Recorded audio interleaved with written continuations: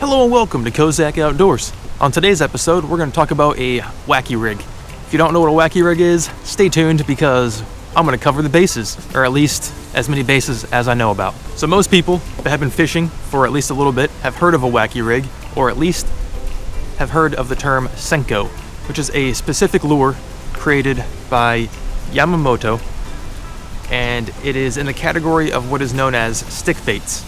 A stick bait is anything that essentially looks like a turd-shaped bait. And typically they have a flat end on one side and kind of a tapered tail-looking end on the other. It's not always the case. Different companies approach it different ways. Some of these things have ribs, some of them have two heads or two tails or whatever. They've got extra arms here and there, but essentially a stick bait is anything that is in the shape of a stick. And what sets them apart from other types of baits, excuse me as I try to wrangle my kayak while talking, typically what sets a stick bait apart from other types of baits is the manner in which they fall to the bottom after being cast out. And usually they fall in a very slow and subtle manner with a small twitch going on as they fall. And it's supposed to resemble a dying bait fish or a dying creature that is falling down through the water column. Bass love this, and they will usually hit it while the bait is falling, but there are times where you can actually leave the bait on the bottom and just keep tension on your line, and the fish will come and pick it up right off the bottom as if the little bait fish has died and is now laid to rest on the bottom. So there's a few ways to rig a stick bait. You can rig it weighted Texas rig or weightless Texas rig. If you're unsure how to do that, check out my other video. I will leave that linked here on the screen. But kind of the more typical and common way these days is WaCkY rig. In order to WaCkY rig, all you need is a very small hook. It can be a circle hook or a specific hook made for WaCkY rigging.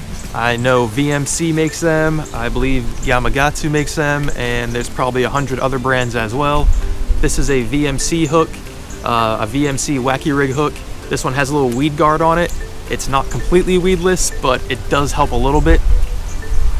But you don't need that unless you're gonna try to throw right up into little pockets of hydrilla, which is what I do. I look at a big area of hydrilla, and I'll see a little like divot, which is usually an area where the hydrilla has not grown, and I will try to fling this in there as accurately as possible.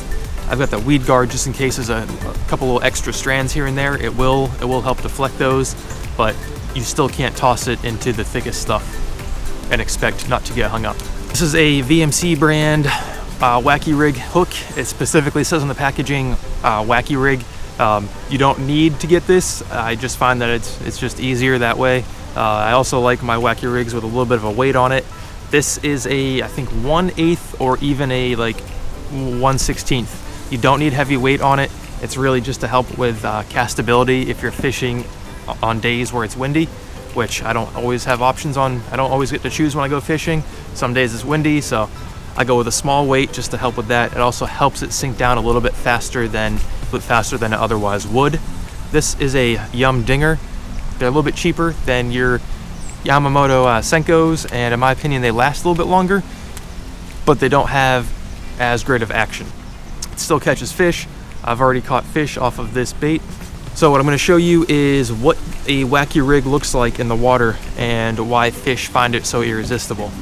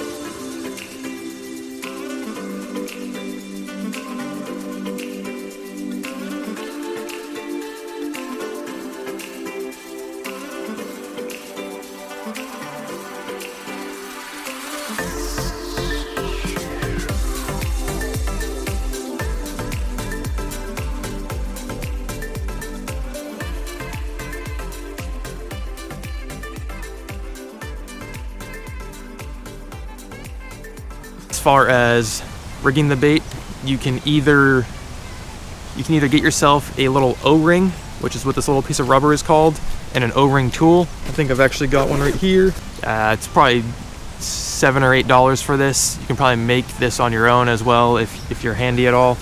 On the back end, you put your O-rings, these little rubber band type thing. And all you do is insert one end of your stick bait into this device,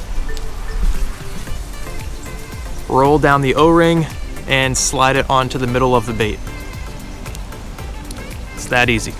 And now what I do is once you have the O-ring on your bait, you take your hook, it's gonna kind of hook around the O-ring instead of through the skin of the bait, and that helps the bait last a lot longer. Usually you will lose your stick baits when you hook into a fish and it jumps, and because of the way that the bait is weighted with a lot of salt, it tends to fling the bait and rip that plastic a lot easier.